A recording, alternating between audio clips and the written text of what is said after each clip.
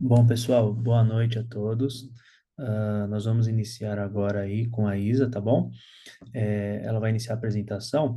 Eu peço para que todos deixem aí os microfones fechados durante as apresentações da Isa, né, e as que virem na sequência. E ao final, né, quem quiser fazer alguma pergunta, pode abrir o microfone, pode abrir a câmera. Se quiser deixar pergunta no chat, fique à vontade, tá bom, pessoal? Obrigado e até breve. Bom, boa noite a todas e a todos que estão aqui conosco. Hoje nós vamos apresentar o nosso webinar mensal com o assunto de metais ferrosos. O Rodrigo é o economista responsável, na GP Cost Drivers por essa pauta. Acredito que alguns de vocês já até podem ter falado com ele, pedido alguma análise por conta desse setor, ele já acompanha o setor há um tempo, né? E hoje a gente vai trazer para vocês o panorama setorial dos metais ferrosos e as perspectivas que a gente tem para os próximos meses. Na parte inicial, eu vou fazer uma introdução do ambiente macroeconômico, tanto mundial quanto o Brasil, hoje substituindo a Tânia, mas logo em seguida o Rodrigo já segue com o assunto principal de hoje. Então, eu vou compartilhar nosso material aqui.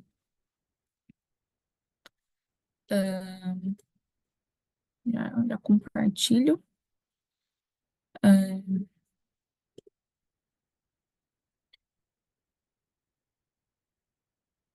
Objective, screen.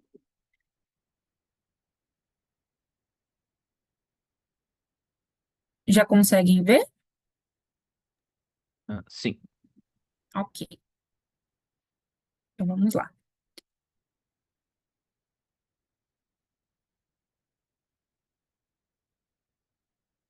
Bom, nessa parte introdutória, de macroeconomia, a gente sempre traz algumas condicionantes para o ambiente econômico, que vão nortear o que está mais negativo do ponto de vista de estabilidade para negociações e o que está positivo para que essas negociações ocorram de forma mais saudável, de forma mais estável, tá? Do lado das condicionantes negativas, a gente ainda mapeia, no cenário atual, juros internacionais elevados. No caso, o Banco Central Europeu fez seu primeiro corte agora em junho, mas nos Estados Unidos, esse corte ele ainda não veio conforme a gente esperava já no primeiro semestre, tá? E além disso, ainda há incerteza se esse corte vai acontecer esse ano. Então, isso tem gerado bastante incerteza, risco nos mercados financeiros globais, no mercado financeiro brasileiro também. E é, inclusive, um dos motivos que tem feito com que a taxa de câmbio real por dólar venha passando por uma depreciação muito forte nesses últimos 2 meses, tá? Na parte de câmbio, a gente vai detalhar um pouco mais sobre isso. Uma outra condicionante negativa, mas que de certa forma está mais gerenciada no atual momento, é a instabilidade geopolítica na região do Oriente Médio, né? O conflito entre Israel e Hamas ainda segue, porém não temos observado impactos no preço do petróleo, que seria aí uma das maiores, um dos maiores impactos econômicos decorrentes desse conflito. Um outro ponto bastante importante aqui é a ocorrência das enchentes no Rio Grande do Sul, que começou em maio, né? E que a gente vem acompanhando seus impactos econômicos e principalmente para os preços, de muitos produtos. O IPCA de maio e a balança comercial de maio já mostraram algumas respostas econômicas frente a esse desastre. Então, inicialmente, a gente já soltou um relatório para os nossos clientes que está disponível em seus respectivos ambientes de acesso, onde a gente mapeia os principais setores que podem ser impactados decorrente dessas enchentes, já que a situação ficou muito caótica no estado, vai levar um tempo aí para se reerguer. E a nossa principal perspectiva é que agora em julho a gente consiga trazer para vocês uma atualização dos impactos dessas enchentes, já com esses resultados econômicos que a gente apura e que se refletem aí principalmente no IPCA e na balança comercial. No Brasil, né, o corte de juros que a gente vinha acompanhando desde julho do ano passado, com controle inflacionário, que permitiu aí maior abertura do Banco Central para com esse declínio dos juros internos, agora a gente já vê que a última reunião do Copom houve paralisação desse ciclo de corte em função justamente desse ambiente global de incerteza sobre o corte de juros nos Estados Unidos. E, por último, a questão da dívida pública. A dívida pública, ela vem numa trajetória de subida, principalmente ali desde 2022, tá? E a gente vinha acompanhando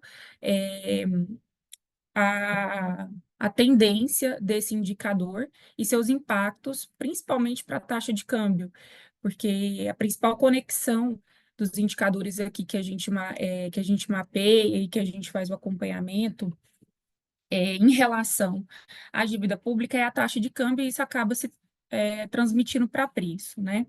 Então, a gente já vinha acompanhando esse indicador, seus efeitos sobre a taxa de câmbio, mas com a expectativa de corte de juros internacionais, o peso que o mercado financeiro estava dando para o mau desempenho, entre aspas, desse indicador não era tão forte quanto o que a gente está vendo agora, já que antes se esperava corte de juros internacionais.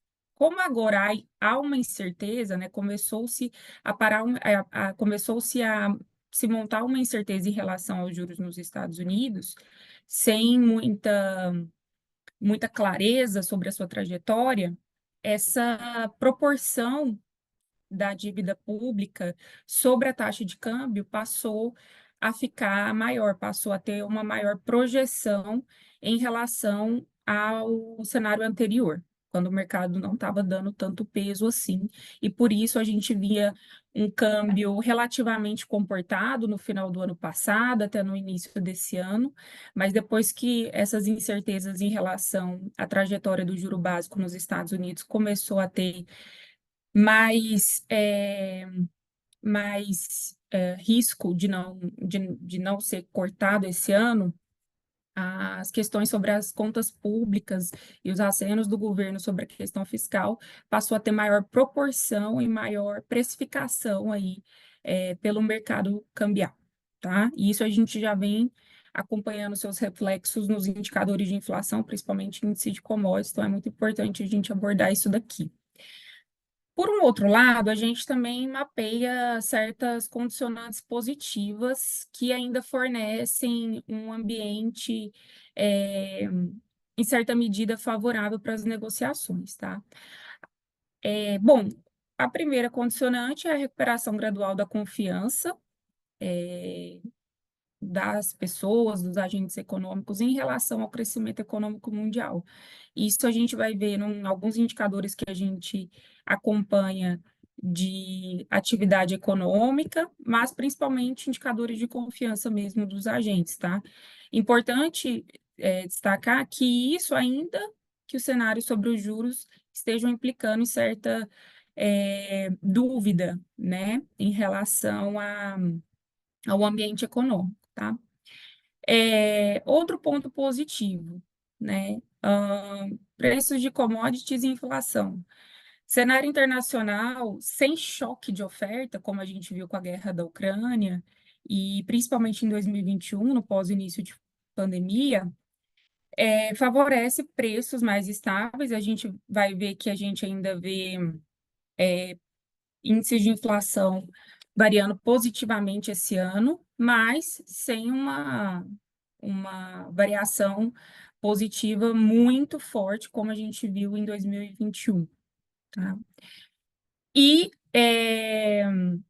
outra condicionante positiva é que a taxa de câmbio, apesar da gente ver essa atual volatilidade, né, no mercado cambial, esse estresse do câmbio, a gente ainda acompanha alguns fundamentos internos que a gente espera que no médio e longo prazo se sobreponham a essa volatilidade que se vê agora e que façam com que esse câmbio volte a patamares mais aceitáveis, mais moderados.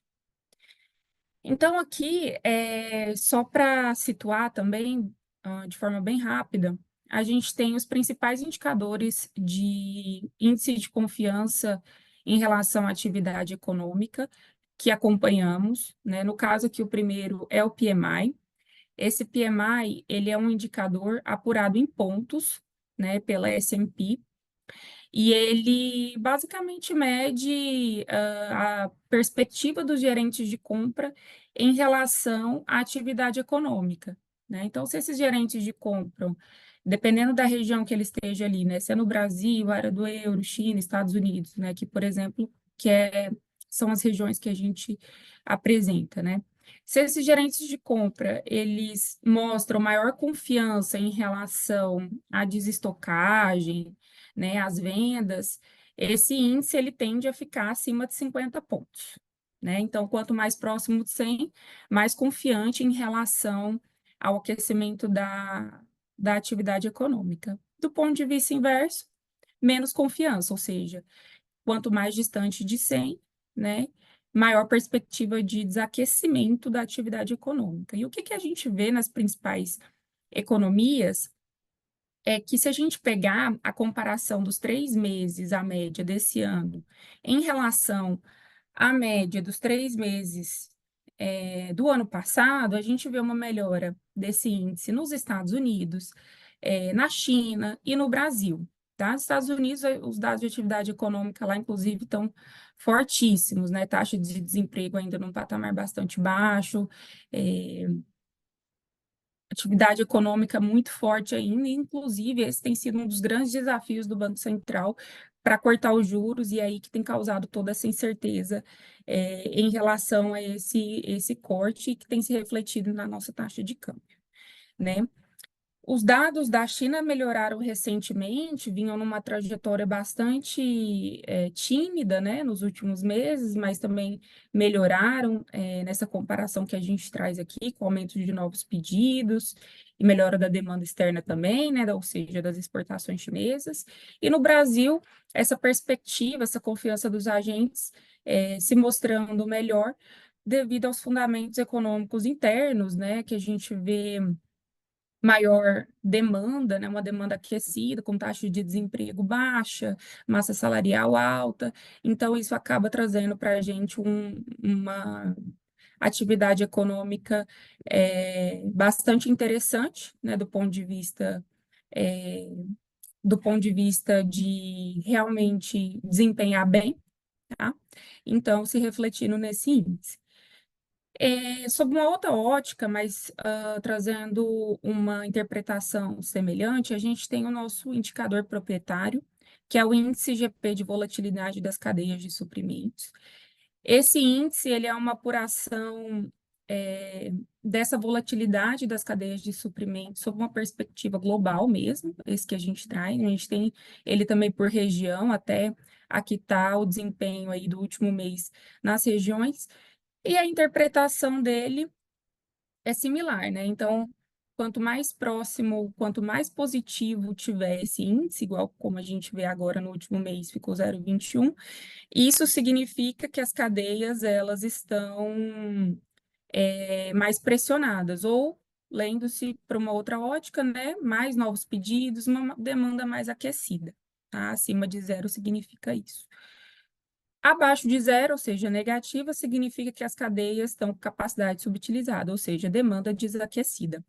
E o que a gente vê, né, principalmente nesse último mês, é que as cadeias produtivas, elas estão recebendo novos pedidos, né? A gente vê uma certa desestocagem, o que conversa diretamente com essa perspectiva de atividade econômica mais acelerada que a gente vê no comparativo aí do PMI. Tá? Em regiões diversas, Estados Unidos, China e Brasil. Aqui agora, a gente entra na nossa mensagem principal que a gente quer trazer aqui hoje para vocês, que é sobre o que a gente tem acompanhado da taxa de câmbio real por dólar, né? Esse indicador, até então, até ali meados de abril, ainda se mostrava em patamares relativamente controlados, né, comportados, sem muitas implicações para a inflação brasileira. No entanto, principalmente de abril para cá, o dólar começou a subir muito o seu patamar, né? Todo mundo tem acompanhado isso, e de uma forma, assim, até meio repentina, né? Por quê? Porque até então, a gente vinha acompanhando volumes de moeda estrangeira entrando no país numa trajetória crescente, que pode ser visto por esse gráfico à esquerda, né? Volume líquido de moeda estrangeira vem numa trajetória muito positiva aí, se a gente pegar principalmente desde 2022, tá? No entanto, as reuniões de decisão de política monetária nos Estados Unidos foram acontecendo e nada de sinalizar corte nos Estados Unidos da sua taxa básica de juros, né? E isso para o mercado significou muita incerteza sobre esse corte, né? Até porque os comunicados não vinham com muita clareza de quando, pelo menos, esse corte poderia vir. E, ao mesmo tempo que isso ia trazendo mais aversão ao risco e mais mau humor para o mercado, a questão da dívida pública passou a ter maior proporção do que tinha antes dessas decisões de política monetária nos Estados Unidos não fornecerem tanta clareza assim, né? Então, uma coisa se acoplou à outra e tomou uma proporção muito grande nas negociações aí do cambiamento real por dólar. E a gente acaba acompanhando esse estresse aí do dólar nesses últimos meses. Tanto que esse volume líquido de moeda estrangeira, apesar dele ter vindo nessa crescente que a gente tem acompanhado, isso se refletido, né, em patamares mais controlados ao longo de 23 e 24 para a taxa de câmbio, no último mês esse volume ele até recuou um pouco. Por quê? Porque aí o investidor vê essa situação, né, como nos Estados Unidos e esses fundamentos internos em relação às contas públicas não favoráveis e acaba então mudando seus investimentos para ativos de menores riscos, né? No caso, por exemplo, bonds norte-americanos, né? É um exemplo desse tipo de decisão de investimento, tá bom? No entanto, para o médio e longo prazo, o que que a gente espera, né? Apesar dessa incerteza em relação ao corte de juros nos Estados Unidos, a gente espera que, pelo menos pós-eleição nos Estados Unidos esse ano, esse corte ele venha a acontecer, né? Por mais que o Federal Reserve, que é o Banco Central de lá, ainda não tenha dado tanto norte, os juros no país estão suspensos desde 2022. Então, é bastante tempo e patamares históricos, então a gente entende que, olhando para os dados de inflação dos Estados Unidos, pelo menos nesse momento aí, a grande aposta para que esses juros comecem a decair e que a taxa de câmbio passe a ficar mais comportada em função disso, tá? Além disso, a gente projeta bons saldos comerciais para esse ano, e bons saldos vindos de investimentos, como investimento direto país, investimentos em capitais de curto prazo, que dão tração para a oferta de dólar interna e que aí também favorecem essa taxa de câmbio mais comportada no médio e longo prazo. Aí, aqui finalizando, eu trago as nossas perspectivas para índices de inflação, né? IPP e IGPM esse ano, a gente espera que feche IPP por volta de 1,5 e IGPM por volta de 3,2, refletindo diretamente maior demanda por commodities, matérias-primas. Era algo que a gente já vinha trabalhando como cenário base desde o ano passado. E também já considerando esses impactos aí da depreciação cambial, que torna os preços em atacados de produtos importados mais caros, né, naturalmente. ICBR praticamente vai recuperar toda a perda, né, que registrou ano passado, menos 12,3%. Esse ano a gente prevê que fique em torno de 13,1%, principalmente influenciado por algumas commodities metálicas não ferrosas, no caso cobre, e o Rodrigo vai falar disso melhor no webinar de metais não ferrosos, tá? E principalmente por causa de algumas outras commodities agrícolas, como o cacau, influenciou muito a alta expressiva que a gente viu do cacau esse ano, trigo, café, suíno magro, isso tudo puxou o índice de commodities agrícolas para cima e acabou influenciando o índice de commodities agregado, que esse ano a gente vê que fecha na casa de 13,1%. O IPCA, esse ano a gente trabalha com uma projeção de 3,8%, absorvendo também os efeitos aí, de uma certa aceleração da demanda por matérias-primas, mas também principalmente refletindo alguns fundamentos internos de atividade econômica mais aquecida, né? Como taxa de desemprego baixa, massa salarial mais alta, e isso então se refletindo numa demanda agregada mais pujante. Bom, aqui a gente traz alguns focos de atenção para vocês em 2024, tá? Elevação de preços de commodities, acabei de falar. Expectativa de queda dos juros internacionais, elas vêm, de certa forma, para acalmar a taxa de câmbio, acalmar o cenário econômico, as negociações, mas, ao mesmo tempo, elas impulsionam mais ainda a demanda por matérias-primas, então isso pode empurrar mais para cima os preços. E em relação ao que a gente conclui, né, o que a gente traz como principais pontos aqui? Que os dados de indústria no Brasil eles sinalizam que há certo ajuste de estoque em relação à demanda, com expectativa de recuperação gradual de preços, né? Ou seja, à medida que se vê uma demanda mais aquecida, vai se escoando mais mercadoria, né? E ficando com estoques mais baixos, que dá mais barganha para negociação de preço por parte da oferta. Tá? Então, isso também acaba sendo uma conclusão, mas também um ponto de atenção para recomposição de preço. Por último, o que a gente traz aqui, né? Principalmente na hora de se escolher um índice para fechar um contrato. A gente tem vários índices de inflação no Brasil, como a gente viu, cada um mostrando um fechamento numérico diferente, embora todos em patamares positivos, e isso pode fazer muita diferença na hora de negociar um contrato, e mais diferença ainda dependendo do volume de moeda que aquele contrato esteja se tratando. Então, é muito importante verificar isso, qual que se ajusta mais às suas negociações, e mais que isso, né? Considerar o indicador ali daquele produto que você está comprando. Porque os índices de inflação, eles refletem uma cesta de bens, que tem uma infinidade de produtos ali. E às vezes você está só simplesmente negociando o seu aço com suas especificidades, que, por exemplo, hoje o Rodrigo vai tratar, e aquele aço, por exemplo, às vezes nem mostra, né? Estou colocando um exemplo, às vezes ele nem mostra uma alta, mostrando uma queda. E você, por não estar se baseando no preço em si do produto, e sim num índice com uma cesta de bens bastante diversificada, acaba deixando de salvar aí uma grande economia na negociação, tá? Da minha parte era isso, vou deixar o Rodrigo seguir.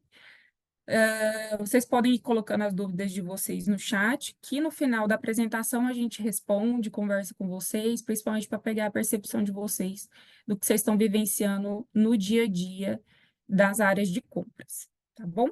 Então, por favor, Rodrigo.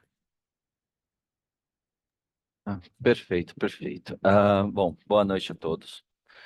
Então, eu vou começar aqui com a apresentação, né, com a parte efetivamente voltada para as commodities ferrosas. Então, eu vou começar aqui a compartilhar a apresentação. Apenas um segundo.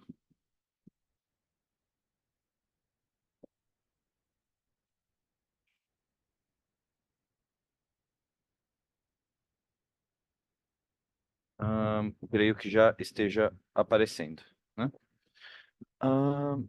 Bom, então eu vou começar então efetivamente, né, hoje o webinar, né, agora que a Isa já deu todo esse panorama, né, sobre o setor macroeconômico, né, que tem influência direta, né, de diversas maneiras dentro do setor, mas efetivamente entrando, né, nas suas características, né, e como essas características macroeconômicas conversa com ele ou não, né, de alguma maneira. Aqui, primeiramente, né, eu vou entrar primeiro falando um pouco do setor de ferro, especificamente, para depois avançar para o setor de aço, né, até porque eles têm muito em comum, né, eles são parte da mesma cadeia na maior parte dos cenários, né, e tem um cenário comum, de maneira geral. Começando então, né, quando nós falamos do minério de ferro, né, nós temos sempre que falar da China, né? A China ela vai ser um parâmetro muito comum ao longo de toda essa apresentação, né, por ser, de maneira geral, né, o principal consumidor de minério de ferro e também um dos maiores produtores, que o maior produtor de ferro, né? Mas devido à escala do consumo, né, interno chinês, né, mesmo ela sendo o maior produtor, ou um dos maiores produtores, né, de minério de ferro, ela também acaba sendo o maior importador devido à escala, né, mesmo com uma grande produção, ela não consegue abastecer todo o seu mercado interno inteiramente, né? Então, quando nós falamos, né, dos preços internacionais, a China ela acaba sendo o principal alvo, né? E quando nós falamos, né, da economia chinesa e nós acompanharmos os números da economia chinesa ao longo dos últimos meses, né, nós conseguimos ver um crescimento.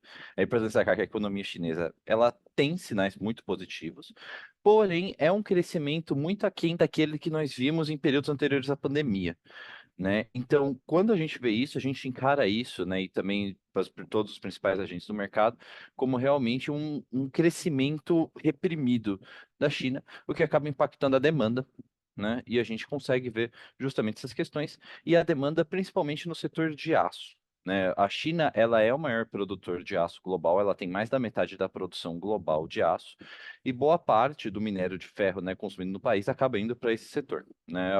As questões dessa demanda reprimida do setor de aço dentro da China, eu vou mencionar um pouco mais nos próximos slides, mas está muito associado justamente à questão da construção civil no país e do setor imobiliário.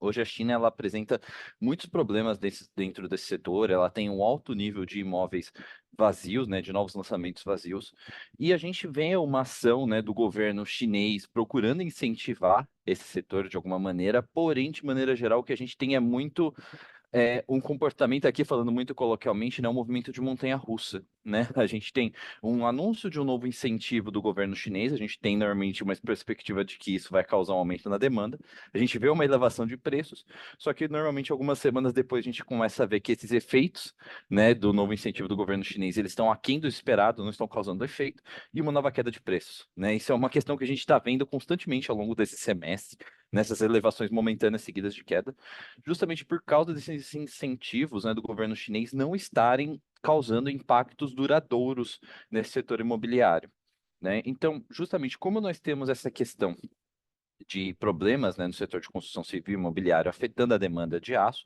nós temos uma queda na produção de aço chinesa, né? E justamente por causa dessa queda, acaba tendo essa perspectiva de uma menor demanda, né, de minério de ferro na China, o que acaba resultando em maiores estoques em todo esse cenário e uma queda de preços internacionais. Tá? Isso é muito interessante, né? Quando, por exemplo, nós olhamos naquele primeiro gráfico de linhas, né? Esse primeiro, que nós temos três indicadores na nossa plataforma, tá? Então nós temos o principal indicador de minério de ferro internacional, nós temos um indicador de minério de ferro chinês e nós temos um indicador de minério de ferro brasileiro, né? Então, primeiramente, né, olhando o chinês e o internacional, é legal ver os dois, né, que são as linhas vermelhas e azuis, justamente esse efeito, né, que eu acabei mencionando, justamente como o comportamento dos preços internacionais ele é praticamente idêntico ao comportamento chinês, né? Ele tem algumas diferenças, né, se a gente olhar, mas de maneira geral ele é praticamente idêntico, que é justamente por causa desse impacto, né, dos mercados, né, da importância dos mercados. E quando nós vemos justamente esse comportamento de preços, né, o comportamento histórico, nós conseguimos ver, né, esses movimentos, né, de alguns picos de elevação, com algumas melhoras, né, de perspectivas, porém muitas vezes seguidos já por uma queda, né, logo em sequência, né, e isso é justamente o que a gente consegue ver ao longo, né, desde aquele final de 2022, a gente consegue ver praticamente um movimento nesse sentido, né. Um exemplo, por exemplo, é se a gente olhar essa elevação que aconteceu agora em maio, né, nos preços internacionais, naquela linha vermelha, né, a gente consegue ver essa elevação, que o que ela aconteceu, né, aqui em maio, né, nós tivemos o feriado do Dia do Trabalho, né, que é o dia 1º de maio, porém na China ele não é um feriado de um só dia, ele é um feriado de 5 dias. Isso acaba acontecendo com diversos feriados chineses, né? Nós temos essa política do governo central chinês, né, de muitos desses feriados fazer uma semana inteira dele, que eles chamam de semanas douradas, né? E normalmente, quando isso já é esperado, né, isso é um efeito que já acontece há anos, sempre que está chegando um desses feriados, devido ao grande período que as indústrias chinesas elas vão ficar fechadas devido ao feriado, nós temos um movimento anterior ao feriado de compra, né, de aumento de compras de commodities, justamente para a formação de estoques, para que quando voltem, né, justamente do feriado, com o acúmulo de potenciais pedidos, eles possam manter uma produção elevada muito rapidamente, sem depender de novas compras de estoques, né? Então, nós tivemos essa elevação de preços de maio justamente com a perspectiva de que haveria um aumento na demanda do minério de ferro, associado justamente a essa questão do feriado, né? E isso foi em conjunto também com alguns novos incentivos do governo chinês desse mês. Porém, logo em sequência, né, nós tivemos esse aumento, principalmente na primeira quinzena do mês, porém, já na segunda quinzena já de maio, já estendendo já para junho, nós tivemos uma nova queda, quando foi observado que essa demanda chinesa ela foi aquém do esperado de minério, né, inicialmente, até porque os estoques de minério de ferro chineses já eram altos anteriores ao feriado e se mantiveram altos posteriormente ao feriado, né, e também os incentivos do governo chinês não terem tido o efeito esperado, né? Então, esse, por exemplo, é uma ilustração, né? Isso aconteceu agora em maio, mas é um movimento que a gente está vendo muito constantemente ao longo, né, dos últimos meses, né? Justamente essa questão, né, de uma demanda reprimida que gera altos estoques e que não cria sustentação para os preços de ferro, né? Para o minério de ferro. Ele tem momentos de aumento pontuais, mas não que tem um cenário macroeconômico de sustentação. E quando nós falamos efetivamente do mercado brasileiro, né, dos comportamentos de preço, a gente consegue ver, por exemplo, né, esse linha cinza é um preço médio das exportações oficiais de um código associado ao minério de ferro brasileiro. Né, ele tem um comportamento diferente, mas ele ainda acaba sendo influenciado por essas commodities. A gente consegue ver que tem momentos de elevação similares aos preços do minério de ferro, é claro que em escalas menores, mas a gente consegue ver justamente esse comportamento. Porém, o que talvez seja mais interessante seja o gráfico de baixo. O gráfico abaixo, né, esse gráfico de linhas e barras em conjunto, ele apresenta as exportações, né, em peso de minério de ferro brasileiros. Né? Então, se a gente olhar, né, a gente começa a ver, para começar, né, que a exportação, né, de minério de ferro brasileiro, ela tem uma sazonalidade, ela tem normalmente períodos de queda sempre no final, começo do ano. Isso é uma questão esperada por causa do período de chuvas no Brasil. Isso sempre acontece, né? Justamente com o aumento de chuvas nesse período e também com a questão de feriados, né, do final do ano, a gente sempre tem uma diminuição da produção da maioria das commodities metálicas no Brasil durante esse período.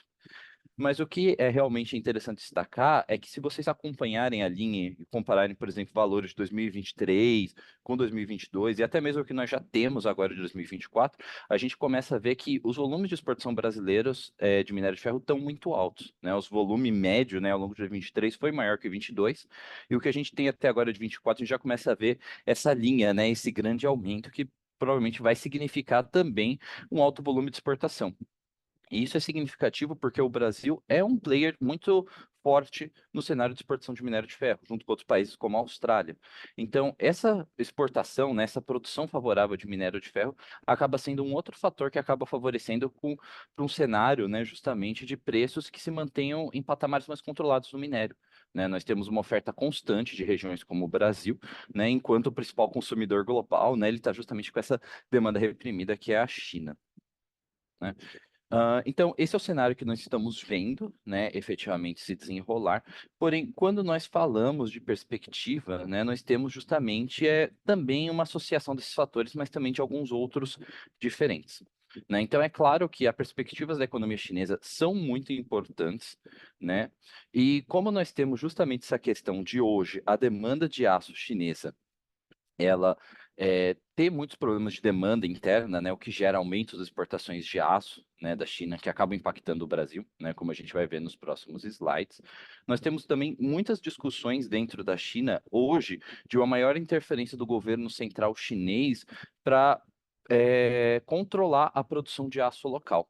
E essas perspectivas, caso elas se tornem realidade, somente se tornarem realidade numa escala mais forte, o que é possível caso o discurso, por exemplo, não só o discurso de controle de preços, mas também o discurso de uma menor poluição, né, ambiental chinesa se tornem mais fortes, né, com certeza, se esse controle se mantiver e se fortalecer, ele pode impactar a demanda do minério de ferro chinesa e impedir que haja uma recuperação de preços. Tá? Isso é um cenário bem factível, justamente por causa desses problemas de demanda e porque o governo chinês ele já está demonstrando já faz algum tempo uma maior preocupação em escala ambiental. Né? É claro que essa preocupação ela é muito subjetiva aos interesses do governo chinês. Né? Então, por exemplo, recentemente a China ela estava com diversos problemas hídricos, né? E o governo chinês deixou de lado um pouco essas preocupações ambientais e voltou a investir em carvão, né? Justamente por ser uma geração de energia mais controlável, né? E mais estável, né? Então, a gente tem algumas dessas variações, mas hoje a gente já vê, por exemplo, uma melhora na produção hídrica chinesa e a gente já vê um governo chinês se afastando um pouco do carvão. Né? Então, é um pouco instável justamente esse interesse do governo chinês na questão verde, porém é uma questão que parece ser muito forte dentro do governo, dentro das suas delegações, que pode impactar a produção de aço chinesa, que é muito suja, né? E isso impactar justamente o minério de ferro. Né? Então, nós temos essa questão, né? E também dos outros lados, né? Do lado produtor, nós temos diversas perspectivas dentro do Brasil que o volume de exportação, né, e de mineração de minério de ferro dentro do Brasil deve se manter alto e deve até aumentar ao longo dos próximos anos. Né? Então, nós temos esse cenário também de aumento de oferta. Isso tudo cria essa nossa projeção do minério de ferro, né, com que tem alguns aumentos, principalmente para o próximo ano, né? Porém, nenhum aumento tão elevado, né? A gente sempre prevê que ele fique por volta, fique acima, por exemplo, dos $100, né? Mas que ele fique um tanto quanto mais controlado, né? Que não tenham grandes sustos, né, de preços, né? Salvo se a gente tiver uma melhora muito significativa na demanda.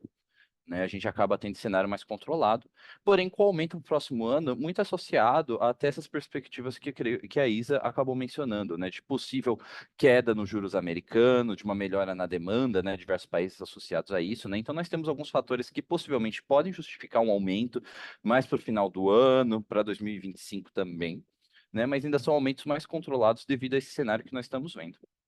Né? E é claro que nós temos diversos outros fatores, né, que também podem impactar, seja questões políticas, como a eleição americana, né, e as questões da tensão, né, dessas eleições, né, associados, por exemplo, à guerra comercial, né, dos Estados Unidos com a China. Né? Aqui já entrando, né, um pouco mais no cenário brasileiro de minério de ferro, né, a gente tem algumas estatísticas também interessantes também. Né? Porém, as principais, né, eu acho que elas são efetivamente também, né, a questão das exportações, né? Então, se nós olharmos, por exemplo, no gráfico inferior à direita, nós conseguimos ver, né, justamente os altos volumes de exportação, aqui mais associado a ferro fundido, né? Mas a gente consegue ver justamente essas altas escalas, né? Que elas acabam acompanhando um tanto quanto a produção nacional, né? No gráfico à esquerda, né? Mas a gente consegue ver até algumas melhorias mais significativas, né? Em alguns valores, né? Nessa questão de produção, ilustrando até justamente esse cenário favorável do Brasil de altos volumes, né? Mas principalmente voltados para exportação, né? Muito associado a essas questões. Aí, já passando, né, um pouco do cenário de minério de ferro e entrando efetivamente no cenário de aço, propriamente dito. Aqui eu trouxe algumas estatísticas interessantes, né, justamente para a gente acompanhar dentro desse setor. Né? Então, a gente começa vendo, por exemplo, né, o grande peso da produção chinesa, né, dentro do aço mundial. Né? Então, por exemplo, né, a gente consegue ver isso de várias maneiras. Né? Olhando aquele gráfico de pizza no lado esquerdo, talvez seja o mais significativo. A gente consegue ver, né, que 74% da produção mundial se concentra na Ásia e Oceania. Né? Porém, é importante destacar que, apesar daqui estar dividindo por continentes, a grande maioria dessa produção é chinesa. Né? Então, mesmo dentro da Ásia e da Oceania, o grosso, né, o grande produtor é a China. Né? Nós temos produções também dentro da Índia significativa. A Índia é o segundo maior produtor global e o Japão também está no top 10 dos maiores produtores, porém a China é o grande player, como nós podemos ver no gráfico acima, o gráfico de barras. Né? Nós temos a barra verde, que é a produção mundial ano a ano. e a barra verde, né, que é a produção chinesa, e a gente consegue ver como, por exemplo, em 2023, né, mais da metade da produção mundial de aço foi chinesa, né, basta a gente comparar os valores, né. Porém, o que é interessante é justamente esse movimento, né, que eu mencionei, que hoje a gente tem uma demanda de aço reprimida na China devido aos problemas imobiliários de construção civil no país, que estão impactando a produção de aço na China, né? Então, se nós compararmos, por exemplo, o acumulado até maio de 2023 com o acumulado até maio de 2024, a gente consegue ver que enquanto a produção mundial aumentou ligeiramente, a produção chinesa abaixou ligeiramente, né? Então, é claro, né, nos últimos meses nós estamos tendo um tanto quanto um aumento da produção chinesa, né? Se nós olharmos no gráfico ao lado, nós temos a linha azul, que é a produção mundial e a produção chinesa. A gente consegue ver que nos últimos meses a gente teve um aumento considerável desde janeiro, né? Porém, o acumulado do ano ele ainda está bem abaixo, né, do que a gente está vendo em 2023, muito como essa questão, né, de um maior controle da produção de aço chinesa devido a essa demanda mais reprimida local, né? E que justamente, né, acaba se direcionando para o exterior. A gente acaba tendo esse preço internacional, esse peso, né, internacional, por causa desse cenário, né? Com a menor demanda chinesa de aço, que é um aço barato, a gente tem esse direcionamento para o exterior, né? E o que acaba impactando os preços internacionais. Então, se nós olharmos o gráfico abaixo, né, o quarto gráfico, né, nós temos aqui em real, né, alguns indicadores internacionais de aço e alguns indicadores chineses de aço, né? E se a gente olhar, a gente consegue ver que eles têm alguns comportamentos próprios, né? Tem alguns indicadores um pouco mais diferentes que os demais.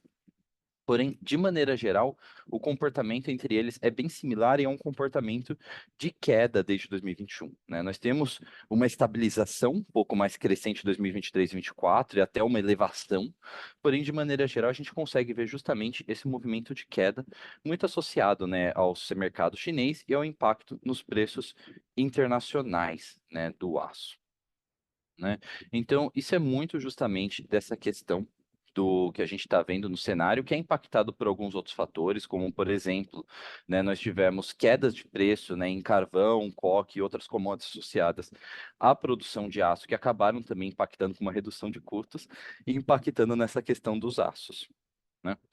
E quando a gente fala, né, já de perspectiva para esse mercado internacional, nós temos os mais diversos fatores afetando, né? Então, nós temos essas perspectivas da economia chinesa, né? Então, nós temos um governo central chinês focando em incentivos no setor imobiliário, porém, incentivos que não parecem ter resultados tão práticos, pelo menos não resultados no curto prazo, em conjunto justamente com essas preocupações verdes do governo, né, que também apontam para um setor de possível maior controle na produção de aço ao longo dessa década, né? Então, o que a gente tem é provavelmente, né, um foco do governo chinês em um crescimento mais sustentável do que um crescimento descontrolado, por assim dizer, na produção. Isso pode afetar profundamente a produção internacional, né? Como eu falei, né, mais da metade da produção de aço mundial é chinesa e deve continuar sendo o principal produtor por muito tempo. Isso não é uma reversão nesse sentido, mas é provavelmente um nível de crescimento mais barato, mais controlado nessa produção e possivelmente uma redução, talvez, né? Ele ainda vai ser o maior produtor, mas possivelmente uma redução, né?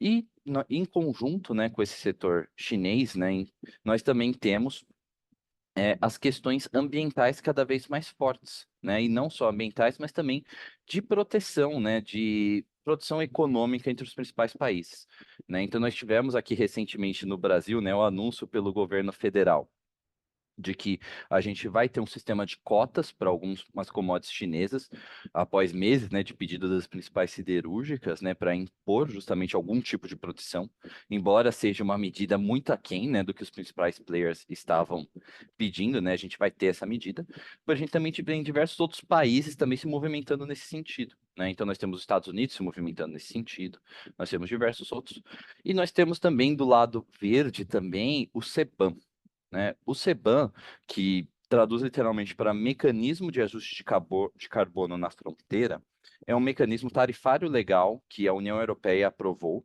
e depois foi seguido também pelo Reino Unido, também aprovando quase que uma cópia, né, justamente esse mecanismo.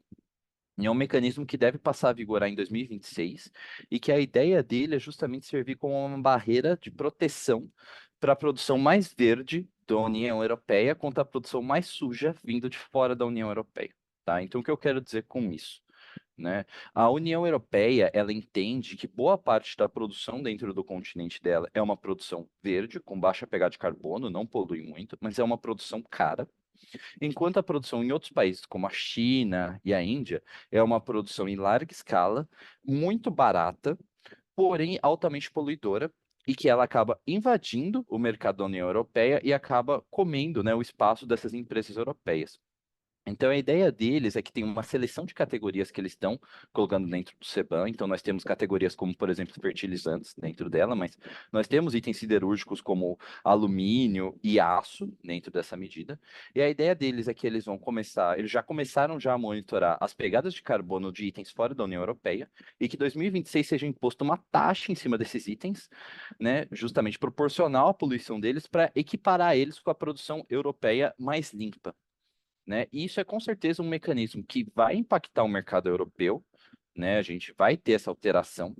O aço chinês, né, de outras regiões vai ficar mais caro na Europa e que pode ter vários impactos, desde o direcionamento, né, desse volume de aço chinês que é para a Europa para outras regiões, como mesmo o incentivo de outras regiões para terem mecanismos similares, né? Nós já temos, por exemplo, discussões por alguns senadores dentro dos Estados Unidos de uma possível adoção de um mecanismo similar, embora ainda seja uma adoção muito precária, né? Sejam discussões muito precárias, justamente por causa, né, por exemplo, né, de candidatos como Donald Trump, que está crescendo nas pesquisas e que não tem uma visão ambiental muito favorável, né? Então, não há perspectiva no curto prazo de uma adoção, né, dentro dos Estados Unidos, mas é uma possibilidade a longo prazo, somente a depender dos impactos que ela passe para a União Europeia. Né, talvez aumentar esse retórica ao redor do mundo, e pode ser um fator de preço de aumentos.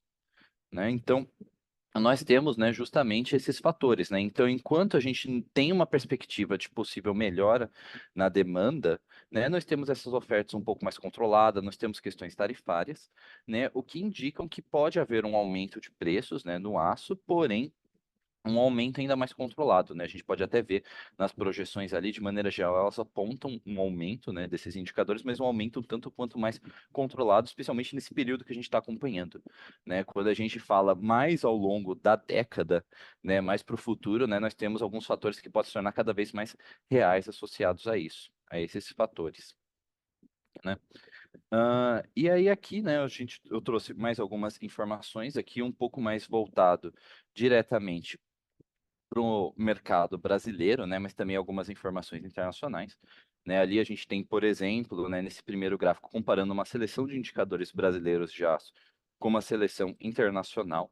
Né, então a gente consegue ver que é claro que tem alguns comportamentos próprios, né, mas de maneira geral a gente consegue ver um comportamento um tanto quanto comum, né, também desse impacto, né, dessa queda, né, dos preços dos aços internacionais impactando o aço brasileiro, o que acontece principalmente através da importação de aço no Brasil, tá? Então, justamente com esse excesso de aço, né, chinês barato no mercado internacional, a gente tem um direcionamento para diversas regiões como o Brasil.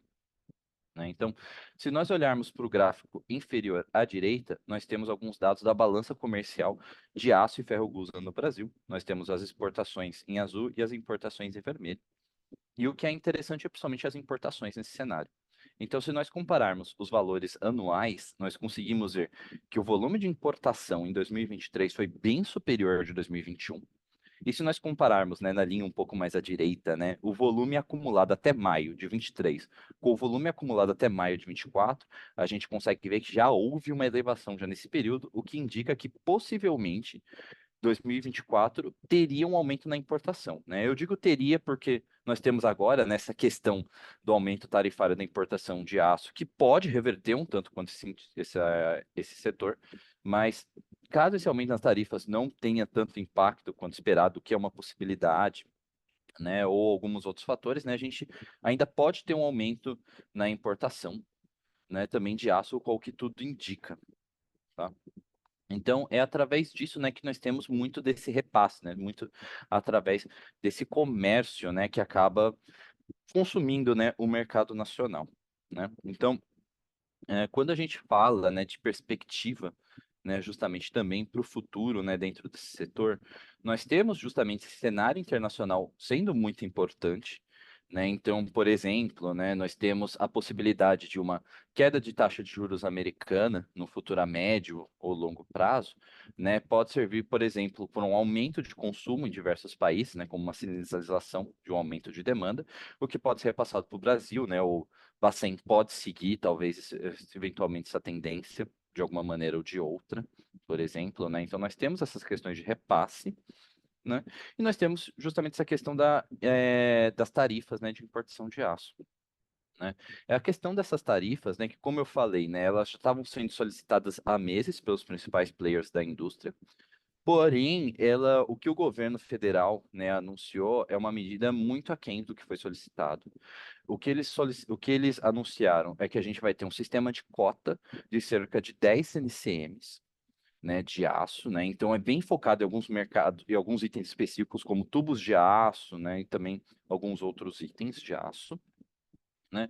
E a ideia é que caso essas cotas elas sejam ultrapassadas, a gente vai ter uma taxação alta em cima desses itens, né? Porém, há muito questionamento sobre o impacto real dessas cotas. Uma, por ela ser limitada a poucos NCMs, e segunda, porque há alguns questionamentos de como o governo federal ele eventualmente ele vai monitorar isso e se ele vai aplicar efetualmente isso de uma maneira efetiva, né? Eu digo isso, né, porque a gente tem muito dentro dessas questões de taxações, de sanções, né, a gente tem muita fuga de NCMs, né, aqui entre aspas, né? Então, se a gente tem um comércio entre dois países com um código NCM, né, um código de comércio exterior, e a imposto de sanção em cima desse código, muitas vezes um desses países pode alterar um pouco o item e aí mover ele para um outro código NCM que não está sendo taxado e continuar esse comércio através desse outro código NCM, né? Então, nós já temos diversos anúncios do governo que tem diversas outras NCMs parecidas que não têm sanção, que vão ser monitoradas, e caso seja identificado esse aumento de volume, pode ser aplicado também essas sanções, né? Entendido como essa fuga, né, que eu acabei mencionando. Porém, a gente ainda tem diversas desconfianças, né, efetualmente, sobre como isso vai se dar, né? Essa medida, a ideia é que ela começou a valer esse mês, né? E o governo vai estar começando a divulgar as regras, está começando a monitorar esses valores e que deve ter impacto ao longo do segundo semestre, mas ainda a gente ainda tem um tanto quanto essas incertezas no impacto, embora ela seja vista pela indústria, né? A gente já tem vários dos grandes players internacionais anunciando os novos investimentos no Brasil, seguindo justamente essa taxação. Por fim, aqui eu trouxe alguns dos outros principais indicadores internacionais de aço, né, dentro da plataforma. Então, nós temos indicadores europeus, alemães, né, também ali, norte-americanos, né, além, é claro, de alguns indicadores de matéria-prima, né, como o coque e o carvão internacional. E a gente consegue ver muito dessa questão, né, que eu falei, né, eles têm comportamentos internos próprios, mas, de maneira geral, esses indicadores eles apresentam justamente esse comportamento de queda constante, muito associado, né, a esse excesso de oferta internacional de aço que acaba afetando, né? Nós já temos algumas perspectivas de alguns deles com possíveis estabilizações ou até mesmo com possíveis aumentos, mas de maneira geral a gente tem muito desse cenário, né, justamente chinês e essas incertezas geopolíticas afetando o setor. Aí aqui, por fim, uma tabela aqui, são só as variações de todos os indicadores que foram apresentados nessa parte, né? Assim como nas suas respectivas moedas dos gráficos, né? Mas isso aqui é tudo o tipo de informação que depois vai ser enviada para vocês, né? Também, né? Vocês vão ter acesso depois, posterior dentro do nosso site, né? Justamente dessa apresentação e podem depois analisar também esses números, além deles serem as projeções, né? Os números dentro da nossa plataforma e vocês também podem consultar também esses indicadores. De maneira geral, né, esse foi a apresentação, né, esse foi o cenário geral de aço, né, é claro que aqui agora a gente vai abrir a perguntas, né, também, mas também é legal também destacar que a gente também está sempre disponível, né, então caso surja alguma dúvida posterior, alguma outra questão que não foi abordada aqui, que por algum motivo não queira perguntar agora, queira perguntar depois, também me deixo à disposição também, qualquer dúvida associada a esse setor, vocês podem me procurar também. Além, é claro, de dúvida de outros commodities metálicas, né? A gente vai ter em breve, né, ainda nesse ano, um outro webinar de commodities de metais não ferrosos, né, mais focado no alumínio, no cobre, no níquel e no zinco, Mas também, se antes desse webinar, se já tiverem também alguma dúvida, quiserem acompanhar um pouco esses setores também, vocês também podem me procurar também, que eu vou fazer o melhor para conseguir auxiliar vocês também.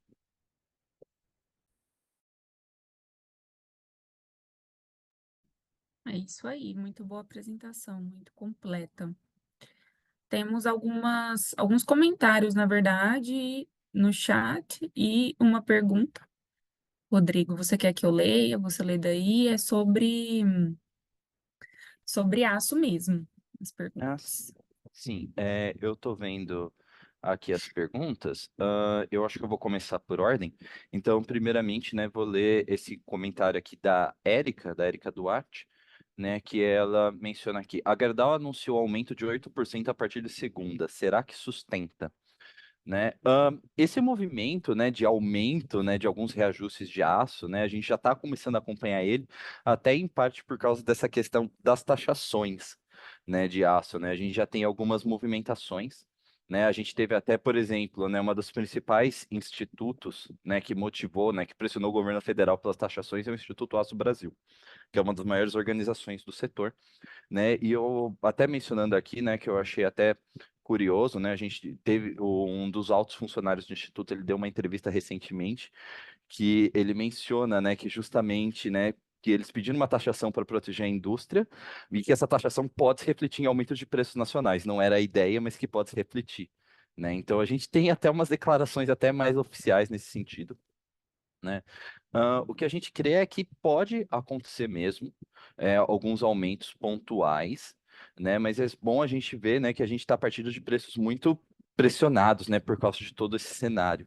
Né, quando a gente compara, né, em escalas anuais, né, a gente vai ter possivelmente alguns aumentos, né? Mas a gente tem muito também do cenário também contrário, né? Também, né? A gente tem muitas dessas incertezas também que eu mencionei, né? É possível que haja alguns aumentos pontuais, principalmente nos itens relacionados à taxação, né? Mas a gente tem alguns itens que vão sofrer isso menos, né? Também.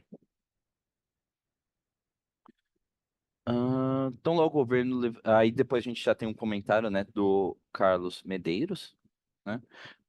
Tão logo o governo levantou a tarifa na importação de aço, as principais usinas anunciaram reajustes, né? Gerdau, Arcelor, Cimex e CSN anunciaram entre 5% e 8%. É exatamente isso, né? A gente já tem já as usinas já seguindo imediatamente, já, ou pelo menos anunciando a intenção de seguir essa questão das taxações, né? Então a gente tem realmente uma expectativa de impacto no preço, né? O que eu mencionei, essa questão que a gente tem incerteza é até onde essa escala vai realmente se materializar. Né, a gente tem muitas dessas discussões realmente de como o governo efetivamente ele vai aplicar isso, se ele vai conseguir manter ou não, né? Isso de maneira super funcional ou não. Então, com certeza a gente vai ter um impacto, mas talvez a escala desse impacto talvez ainda esteja um pouco em dúvida, né? Ah, e aí a gente já tem já um outro comentário do Carlos, né? Fiquei na dúvida, excesso de oferta reduzindo preços, tarifas de importação aumentando. O que deve prevalecer no cenário de aço nesse segundo semestre?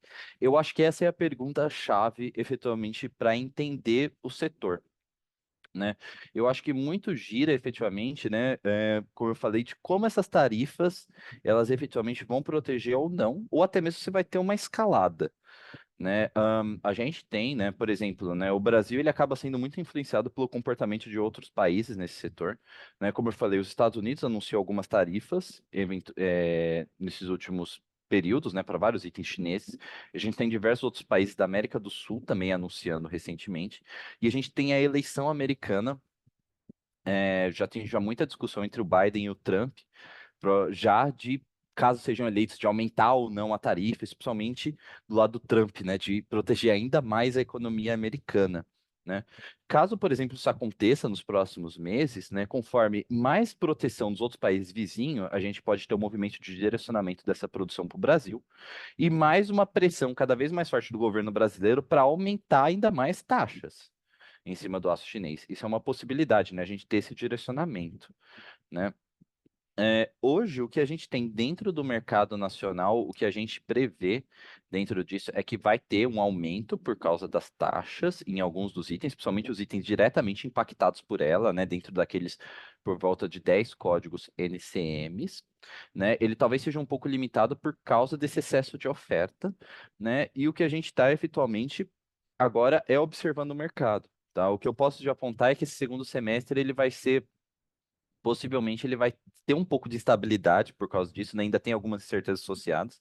E até a gente, né, aqui dentro do Cost Drive, a gente está acompanhando atentamente isso e que pode haver mudanças, né, revisões em nossa projeção ao longo dos próximos meses, a depender de como esses comportamentos comerciais se materializarem.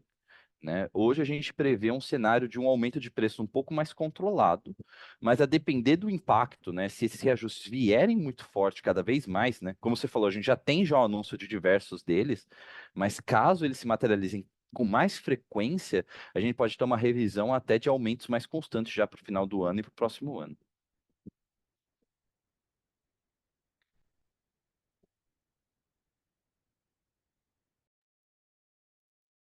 Olha, bem legal, hein?